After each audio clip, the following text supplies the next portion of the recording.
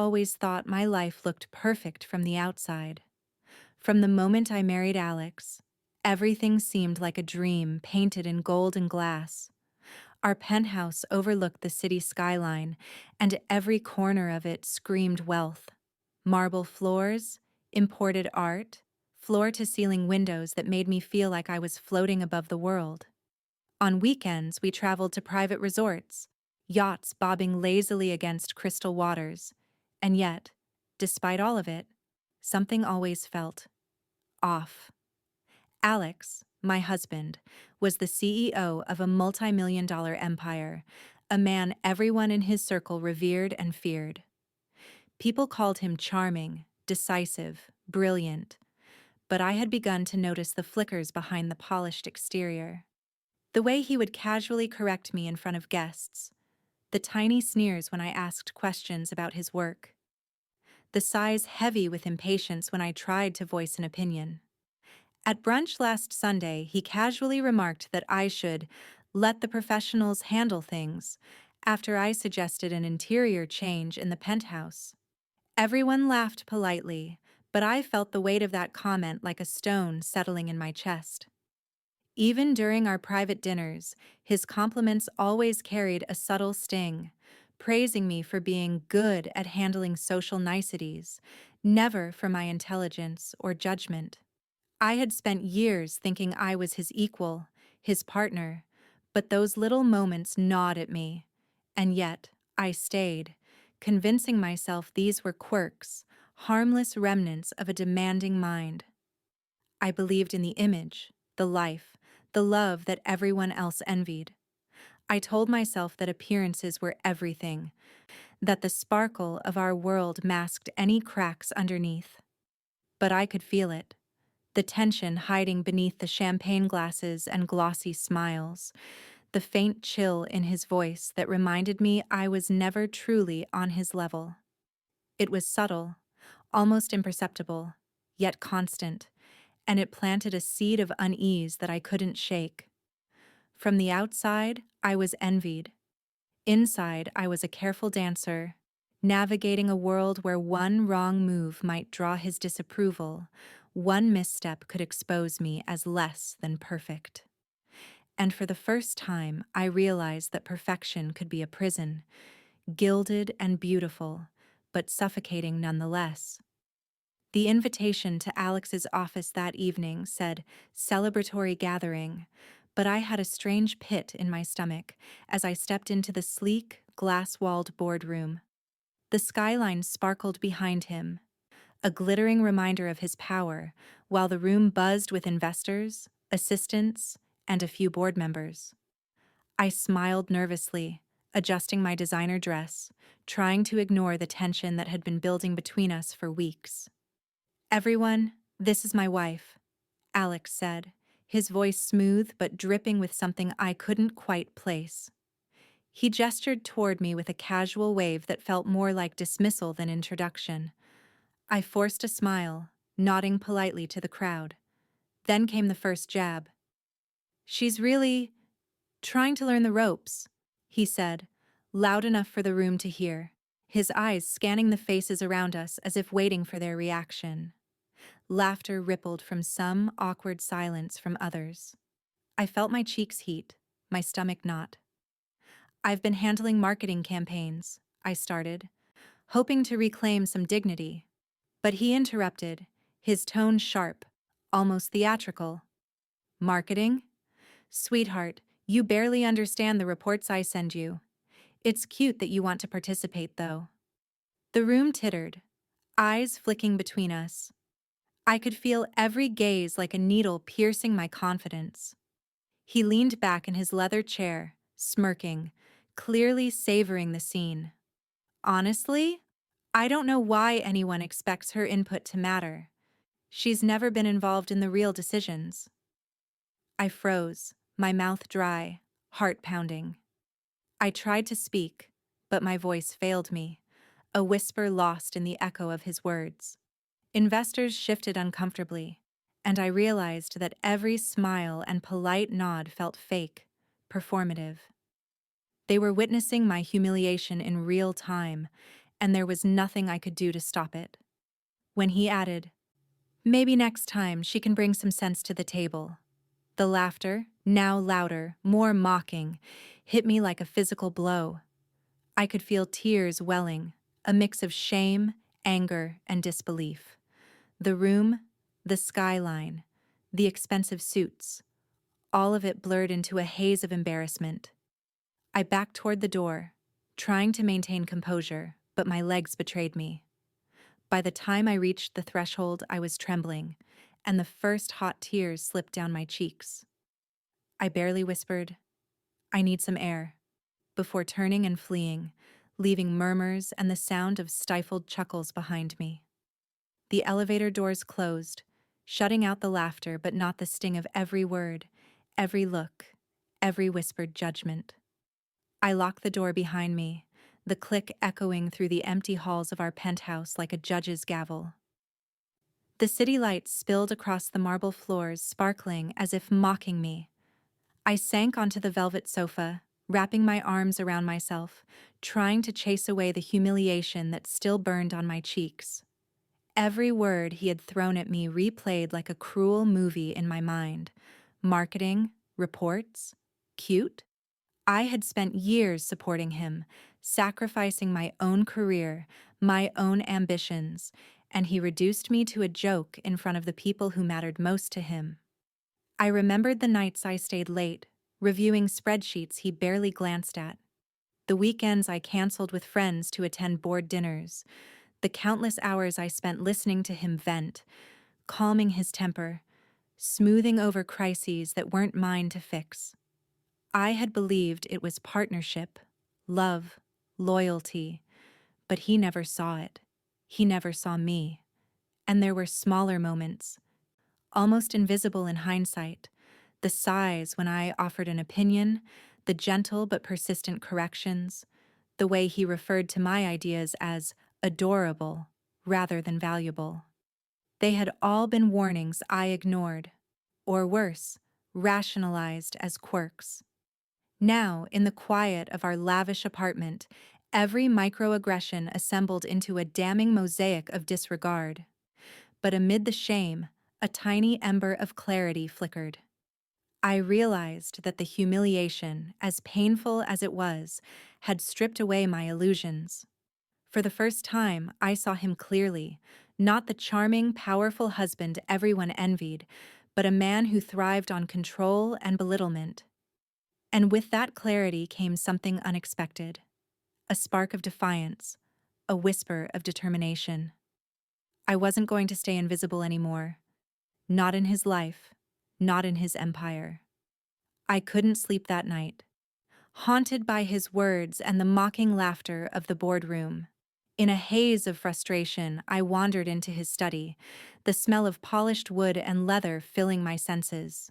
Curiosity, or maybe desperation, pushed me toward his files, his laptop left unlocked in a rare moment of carelessness.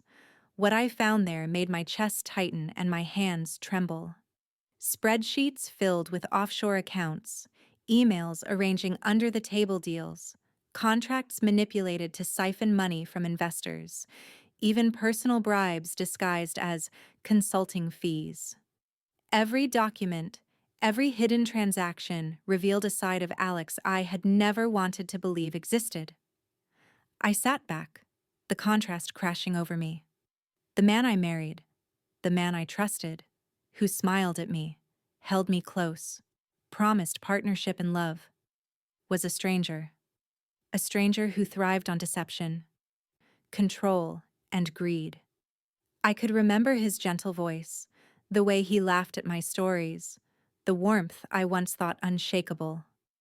And now, every tender memory felt like a lie, a carefully constructed mask hiding manipulation and selfish ambition. The scale of his corruption was staggering. Investors he publicly praised were quietly exploited. Employees he claimed to value were subtly undermined. The empire I had admired, the very symbol of his genius, was built on shortcuts, dishonesty, and ruthless exploitation. My stomach churned with anger, betrayal, and disbelief, but beneath it simmered something sharper: recognition of my own power. I realized that knowing the truth gave me an advantage he could never anticipate. While he assumed I was naive, he had left the doors to his empire and to his secrets open. And for the first time, I understood that the humiliation I endured wasn't just personal. It was part of a pattern, a system I could expose. The man I loved had been a manipulator, a con artist hiding behind charm, and the woman he underestimated was ready to see it all unravel. I spent the next few days in quiet obsession, plotting every step of what I knew had to be done. The first thing I realized was that I couldn't confront Alex blindly. This was a man who thrived on appearances, on control, on power. I needed allies, people who understood the inner workings of his empire and could help me navigate the chaos he had created. I reached out to a lawyer I had trusted in earlier, a meticulous woman who had quietly advised me on minor matters over the years. Her eyes widened when I explained what I had discovered. But she didn't hesitate. She agreed to help me strategize. Next, I carefully approached a few employees who had been quietly marginalized, dismissed, or overlooked by Alex. They were loyal to the company but frustrated with his arrogance and secrecy. At first, they were wary, afraid of retaliation, but when I showed them the evidence I had collected, fear gave way to trust. They shared details I hadn't known, confirming patterns of mismanagement, favoritism, and ethical violations. I even contacted a whistleblower who had once tried to expose Alex's underhanded deals and had been silenced. That person's insight was invaluable. They taught me how to document the evidence, how to present it to the right people without raising immediate suspicion. Every conversation, every secret revealed, made me feel a rush of empowerment I hadn't experienced since our marriage began. The more I dug, the more I realized how deeply everyone had underestimated me. Alex had assumed I was naive, decorative, easily dismissed, the wife who looked good at parties and smiled on cue. But now I was becoming something he hadn't accounted for: informed, strategic, patient, and relentless. The very dismissiveness he had used to humiliate me became the fuel for my plan. Every slight, every microaggression, every moment I had been overlooked pushed me toward the edge of audacious action, and I relished it, knowing that the tables were about to turn in ways he could never imagine. I started with small, precise moves, careful not to alert Alex too early. My first target was a minor misappropriation in the marketing budget, something only the finance team and a few board members knew about. I sent an anonymous tip to one of the senior board members, framing it as a concern for the company rather than a personal attack. The next day, I watched from the sidelines as whispers began circulating during meetings. I could almost hear Alex's ego twisting in the background, even though he didn't yet suspect me. In one tense boardroom encounter, a trusted executive confronted him. "Alex, some of these allocations don't make sense. Did you approve them personally?" The subtle tremor in his voice told me everything. He smiled tightly, deflecting. "We're all under pressure. Mistakes happen. I'll review the reports personally." But the seed of doubt had been planted. I could feel the room shifting, the once unquestioned admiration now tinged with unease. My heart raced as I monitored reactions, torn between exhilaration and fear. Every nod, every furrowed brow, every whispered exchange fueled a cocktail of adrenaline and anxiety. I was stepping into dangerous territory, yet it felt like reclaiming a part of myself that had been dormant for years. I made another move with a mid-level manager, casually mentioning inconsistencies I had noticed in expense accounts. He hesitated, glanced around nervously, then said quietly, "I thought I was imagining things. Maybe I should double-check." That hesitation alone thrilled me. I could almost feel the cracks widening, and with every subtle confirmation, my confidence grew. Alex had built his empire on fear and appearances, but he hadn't accounted for someone patient, observant, and underestimated. Each calculated exposure brought me closer to the moment when the facade would crumble completely. I was no longer just the humiliated wife, I was the architect of his unraveling, and with every careful step, I felt the power shifting, thrilling me in ways I hadn't allowed myself to feel in years. Alex was starting to notice. It began with small, sharp questions during board meetings, his eyes scanning the room for signs of disloyalty. "Who brought this up?" he demanded one morning, his tone clipped, controlled, but the tension in his jaw betrayed him. I watched from the corner, pretending to take notes, feeling a thrill as his composure faltered. Publicly, he smiled, waved off concerns, and reassured investors, but behind closed doors, the pressure was visible. Employees whispered nervously, casting furtive glances, and I knew the cracks were widening. At home, I replayed each interaction, dissecting every word, every expression, every minor victory. I thought about how he had mocked me weeks before, how he had assumed I would never touch his empire, and a bitter satisfaction simmered beneath my anxiety. Each aggressive demand he made, every attempt to control the narrative, was fuel for my plan. One evening, he cornered me in the penthouse kitchen, his voice low but sharp. "Something is going on, isn't it?" he asked. I kept my tone casual, a faint smile hiding the storm inside. "I don't know what you mean," I said, and I could see the doubt flicker across his face. Back in the office, the tension became almost cinematic. During a quarterly review, he defended a controversial deal, repeating rehearsed lines. But investors' eyes drifted toward me when I subtly suggested a discrepancy. The subtle shift, the micro acknowledgement of concern, sent a thrill through me. Each day felt like walking a tightrope, alternating between public observation and private reflection. The fear of exposure clashed with exhilaration, but I couldn't deny it. I was finally seeing him for who he truly was, and I was beginning to feel the power of being underestimated and dismissed. The empire he thought untouchable was beginning to tremble, and the anticipation of what came next consumed me. The day had arrived.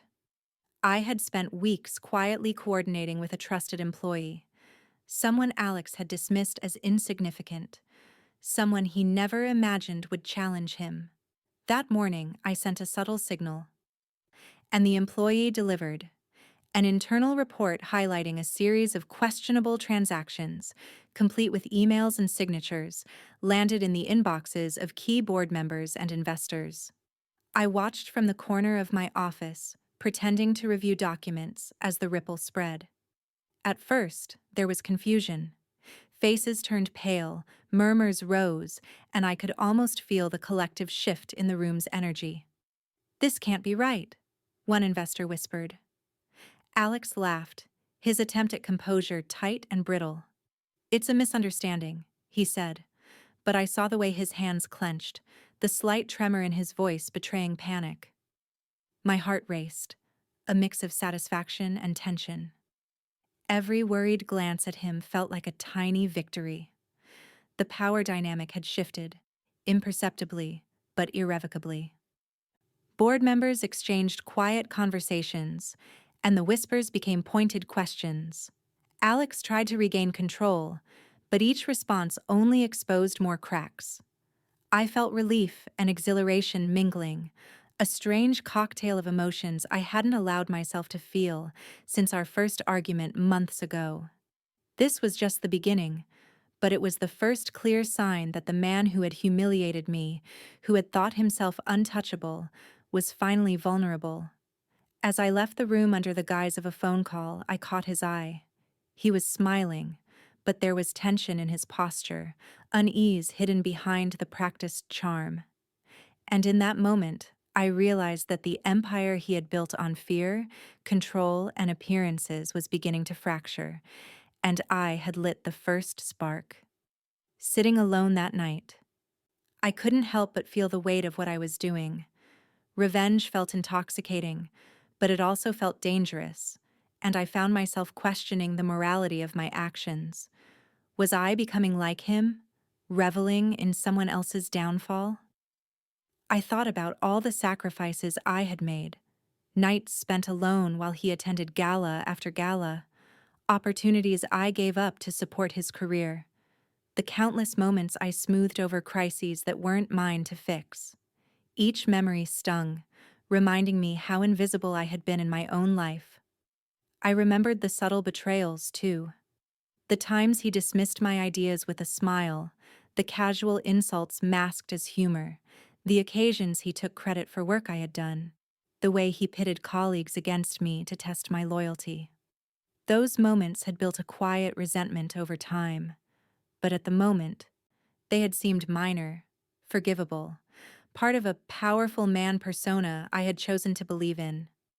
Now, reflecting on all of it, I felt a righteous clarity. I hadn't sought revenge out of cruelty. I wanted justice, recognition, and to reclaim what had been stripped from me, my dignity, my voice, my agency. I realized that vindication wasn't selfish. It was a necessary step to assert that I would no longer be dismissed, humiliated, or erased. And with that clarity came resolve. I could act strategically, without losing myself, ensuring that the scales of fairness, long ignored, were finally balanced. The boardroom felt electric the morning I decided to confront Alex directly. The investors had gathered for a quarterly review, and the air was thick with expectation. I entered with calm precision, holding a stack of documents that would expose everything he had worked so hard to hide.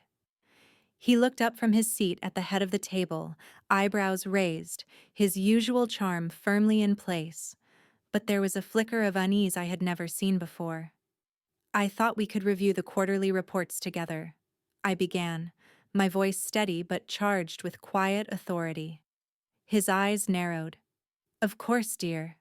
Lead the way," he said, masking suspicion with a polite smile. I placed the first report on the table and began highlighting discrepancies: inflated expenses, misdirected funds, hidden transfers, and backroom deals. As I spoke, I saw the color drain from his face, his once dominant posture shrinking under the scrutiny of everyone present. "Where did this come from?" he demanded, voice rising, attempting to reclaim control. I didn't flinch. "From the documents you've left unsecured and the audits your employees flagged," I replied evenly, watching as murmurs spread around the table. Investors exchanged glances, whispers of disbelief traveling quickly. "I think we need a full investigation immediately," one of them said, and Alex's confident mask began to crack. He tried to speak over me, to charm the room back into loyalty, but every word was met with doubt. I could see employees I had quietly recruited nodding in agreement, their respect for my courage silently clear. I had transformed from the wife he dismissed into the orchestrator of truth, and the contrast between us could not have been more dramatic. Him, sweating, frantic, clinging to remnants of control. Me, composed, authoritative, and undeniably credible. By the end of the meeting, the board had formally requested an external audit, and investors were already questioning his decisions. He slumped into his chair, silent and defeated, as the room buzzed with a mix of shock and newfound clarity. The empire he had wielded as a symbol of his dominance now seemed fragile and exposed. I felt a surge of relief and vindication. Years of humiliation, neglect, and betrayal had culminated in this moment. The man who had mocked, controlled, and belittled me was finally powerless in front of the people who mattered.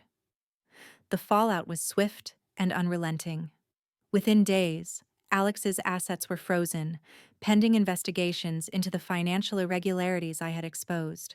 The board, once his loyal supporters, moved decisively to remove him from his position, their confidence in him shattered. News outlets caught wind of the story, and within hours, the scandal became headline news. The brilliant CEO who had seemed untouchable was revealed as a man who thrived on deception, greed, and manipulation. Social media exploded with commentary, investors panicked, and even his closest allies began quietly distancing themselves. I watched it all unfold with a mixture of awe and disbelief. The power he had wielded so arrogantly, the office, the meetings, the endless displays of wealth, crumbled beneath the weight of truth. I had expected satisfaction, of course, but nothing prepared me for the visceral thrill of witnessing his public vulnerability, the stark contrast between the man who once towered over me and the one now reduced to whispered excuses and defensive posturing. As the dust settled, I found myself free, not just emotionally, but practically. I had reclaimed control over my life, my finances, and my dignity. The empire's collapse, while catastrophic for him, became a stage for my empowerment. I walked through the penthouse that had once felt suffocating, noticing for the first time how vast, open, and mine it truly felt. No longer sidelined, dismissed, or humiliated, I was recognized as an intelligent, formidable force in my own right. Every headline, every shocked conversation, every investor questioning former loyalties reminded me of the power of patience, strategy, and perseverance. I had been underestimated, overlooked, and mocked, and now the world had seen exactly what I was capable of. The climax was complete. Humiliation had been avenged, control restored, and the stage was set for me to move forward, empowered and unshakable. The days that followed felt surreal. The city lights that once reflected Alex's dominance now mirrored my own triumph. I spent long hours alone in the penthouse, not from loneliness but from reflection, sifting through memories of betrayal, humiliation, and quiet endurance. I remembered the nights I cried silently, the sacrifices no one acknowledged, and the small betrayals that had chipped away at my confidence over the years.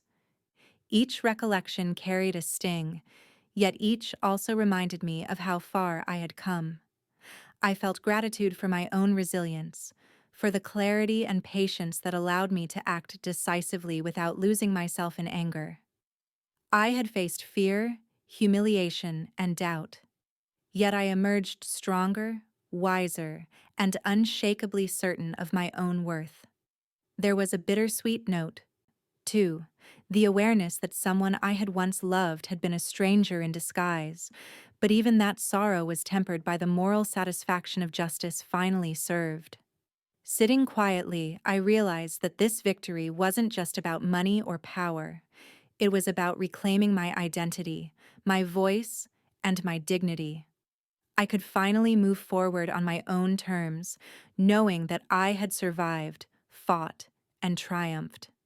The pain lingered, but so did the sense of empowerment, a lasting reminder that even in the darkest moments, perseverance and self-belief could reshape the narrative entirely. The shift in perception was immediate and undeniable. Former allies who had once flattered Alex now approached me with careful admiration, their voices tinged with awe. Friends who had questioned my judgment suddenly sought my counsel, their casual dismissals replaced by respect. Even distant family members who had turned a blind eye to past slights began to acknowledge my strength, sometimes hesitantly, sometimes with overt praise. The very people who had underestimated me now circled closer, drawn by the aura of authority and resilience I had cultivated.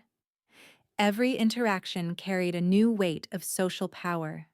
Invitations I had once been overlooked for were extended with deference. Conversations paused mid-sentence when I entered rooms, eyes turning toward me with recognition of someone who had endured humiliation and emerged unbroken. The FOMO I had once felt, the sense of being excluded, dismissed, or invisible, now belonged to them. I reveled quietly in this reversal, not for vanity, but for the vindication it represented. I was no longer the wife they pitied or underestimated. I had become the unshakable figure, someone whose intellect, strategy, and courage commanded respect and admiration. In the quiet moments, I reflected on the contrast: the powerless woman Alex had tried to diminish versus the empowered, formidable woman who now moved through society with authority, a living testament to resilience and justice. Even as the dust settled and I enjoyed the clarity of my triumph, I couldn't ignore the lingering shadows. There were whispers of board members quietly scheming, subtle maneuvers behind closed doors that reminded me the world was never entirely safe. I caught glimpses of familiar faces, previously loyal to Alex, now testing boundaries, their intentions hidden beneath polite smiles. The sense of vigilance returned, a quiet hum beneath my relief, reminding me that power could shift at any moment. And then there was Alex himself. Though publicly disgraced, he remained in the city, moving quietly, almost invisible, but always a reminder of how easily trust could be shattered. I allowed myself a wry, reflective smile.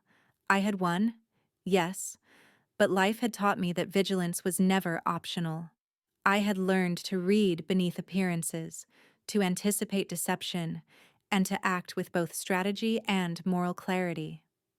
Yet in this new equilibrium, there was justice, and there was satisfaction.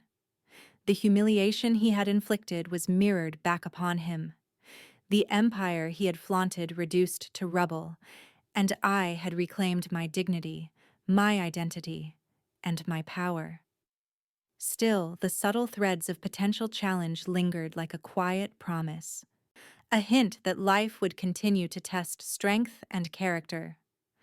I welcomed it, not with fear, but with the calm assurance that I was no longer the person to be underestimated.